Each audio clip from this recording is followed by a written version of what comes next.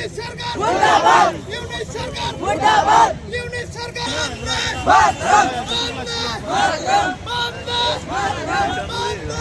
দেবরাজ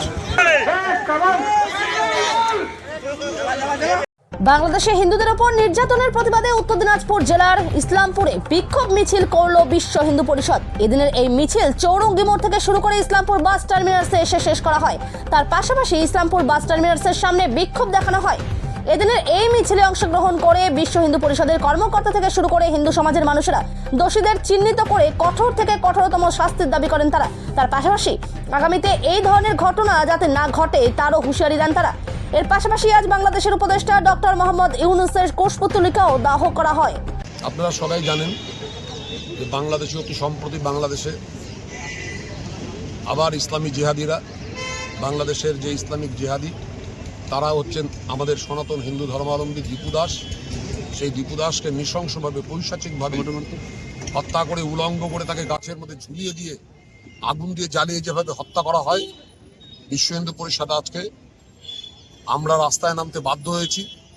এইরকম পৈশাচিক এইরকম নারকীয় ঘটনার জন্য আমরা তীব্র নিন্দা জানাই। তার জন্যই আজকে আমরা এই প্রতিবাদ মিছিলে।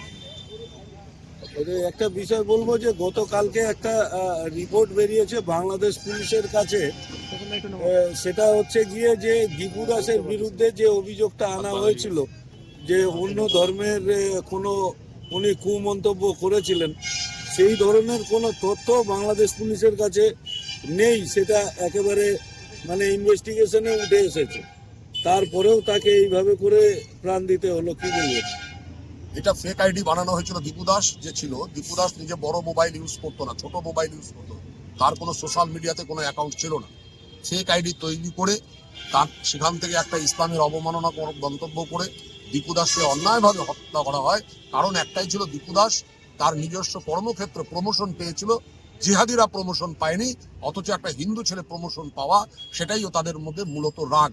এবং যেহেতু দীপু দাস হিন্দু ছিল, তাই তোকে এরকম একটা সাজিয়ে হত্যা করা।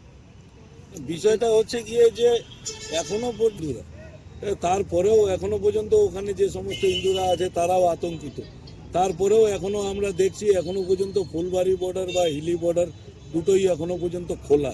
কি বলবেন সরকারের প্রতি, ভারত সরকারের প্রতি কি বলবেন? আমাদের কেন্দ্রীয় প্রতিনিধি অলরেডি ভারত সরকারের স্বরাষ্ট্র দপ্তরে পৌঁছে গেছে।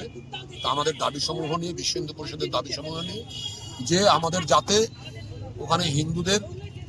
ওখানে যাতে আমাদের হিন্দুদের প্রত্যেকটা হিন্দুদের সুরক্ষা দেওয়া যায়, তার জন্য আমাদের কেন্দ্রীয় প্রতিনিধি দল স্বরাষ্ট্র দপ্তরে অলরেডি পৌঁছে গেছে। আগামী দিনে ভারত সরকার যদি ব্যবস্থা নেয়, আমরা সবসময় ভারত সরকারের সাথে আছি। এমনি কি দাবি রয়েছে আপনাদের এই মুহূর্তে? কি দাবি মূলত দাবি এই মুহূর্তে যে আমাদের বাংলাদেশের সমস্ত সুরক্ষা দেওয়ার জন্য আমরা রাজ্য সরকার তথা কেন্দ্র সরকারের কাছে জানানো, আমাদের সংগঠন থেকেও জানানো হয়েছে এবং আমরাও রাস্তায় মিলে প্রতিবাদ জানাচ্ছি। এবং সমস্ত মানুষ যাতে আমাদের এই সাথে আসে এবং সমস্ত সনাতন হিন্দু এই বর্বরোচিত আক্রমণ তথা হিন্দুদের উপর আক্রমণের উপরে যদি সবাই একযোগে আমরা এর মোকাবিলা করতে পারি, এখানে প্রতিবাদ জানাতে পারি, তার জন্যই আমাদের আজকের কোথা থেকে মিছিল শুরু করেছিল? রাধা গোবিন্দ মন্দির, চৌরঙ্গি মোড়।